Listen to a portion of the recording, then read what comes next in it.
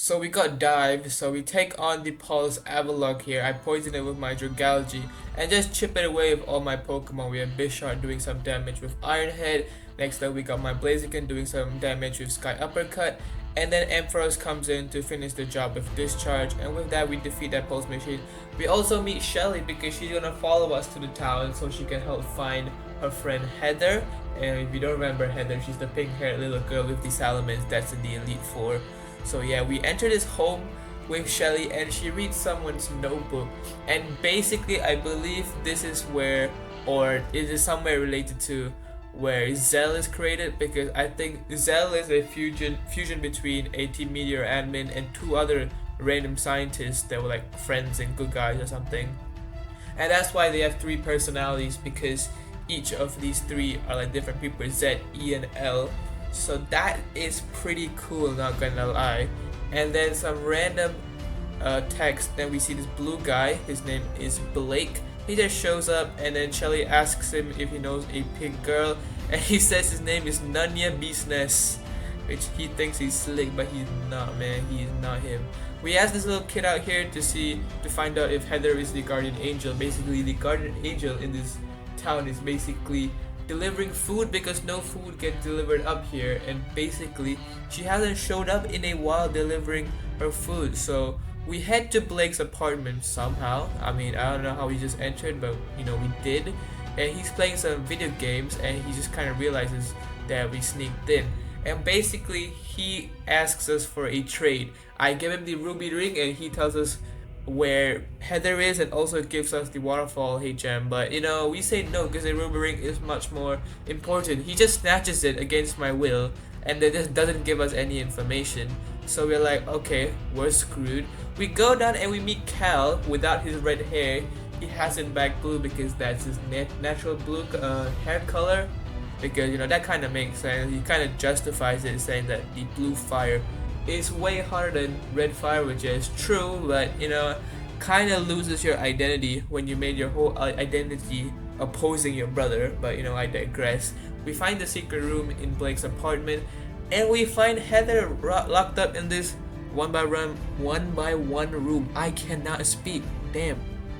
Anyway, we try to save her and we break the door down with Young Mega. Heather comes out and she's like, alright, we're gonna take down Blake and Team Meteor because Team Meteor has dispatched a air unit so they can deliver the ruby ring.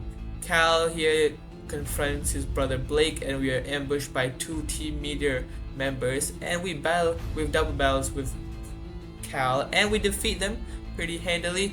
Heather is like, nah, I need your help, Cal. So Cal just dips with his Charizard and we just head with Shelly further on to help her in a double battle with more Team Meteor guys, and we defeat them pretty handily. We also take battle Eclipse, I believe, or Aster, because you know Eclipse died because Team Sirius just killed him or her. I can't remember the gender, but you know how it is. Aster kind of battles us and he gives us the Waterfall HM, which is cool of him.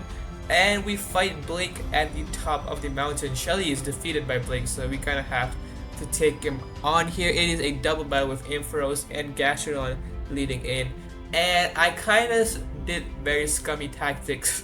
I just kind of used like revives and potions to stall out up until he got to his last Pokemon, because ideally at this point I don't really care about using potions in battle, because at the beginning of the like game when I was playing, I thought maybe I'm gonna implement switch playstyle but not potions in battle. Then I realized I just want to finish this game, man, so I just decided using potions in battle. It was fine and all, so started using them and we handily defeat Blake. The air unit arrives, but since we beat Blake we just took the ruby ring. Heather just kind of takes the ruby ring from us with her Salamence, and Blake just flies off and escapes with no repercussion, which is unfortunate.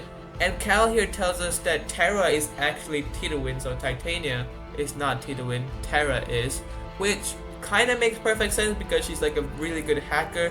But before we go confront them, we get our new team member that will be replacing Go-Goat. 07's in chat for Go-Goat. He has served us for a long time, but we're going to be replacing him with a Turtwig named Himi, after the basketball player Jimmy Buckets, or Jimmy Butler if you know him. But we evolve him into a Grottle, then Torterra.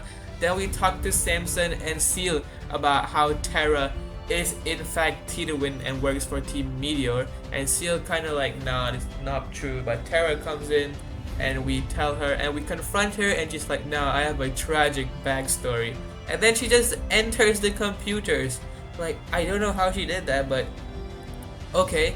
We also go into the computers, and while tracking her down, she just blocks the path with a mallet or a hammer. I don't know how she does this. And this is the red and blue graphics right here. She just plops in out of nowhere. So damn, she gotta be special, man. And she tries to make several passes on us, but we battle her in a gym battle to get her badge, and we promptly defeat her. She has really strong Pokemon like this Garchomp right here. And if I remember correctly, Garchomp is also the ace Pokemon of one of the Team Meteor admins later on in the game, and it's said to be really difficult. But for now, this Garchomp is just gonna be killed via Poison Stall. Garchomp goes down. Out comes the Palisand, and Gastrodon and Torterra are proving their worth to this team because they are in fact grass and water types, which are good against these ground types. So they pull their weight and we defeat them pretty handily. Samson just go ahead and shuts down the computer because they want to get an answer from Terra, and that's a good idea. Hopefully she isn't dead when they turn off the computers, but they want answers from Terra, so they're gonna keep her trapped in there for now.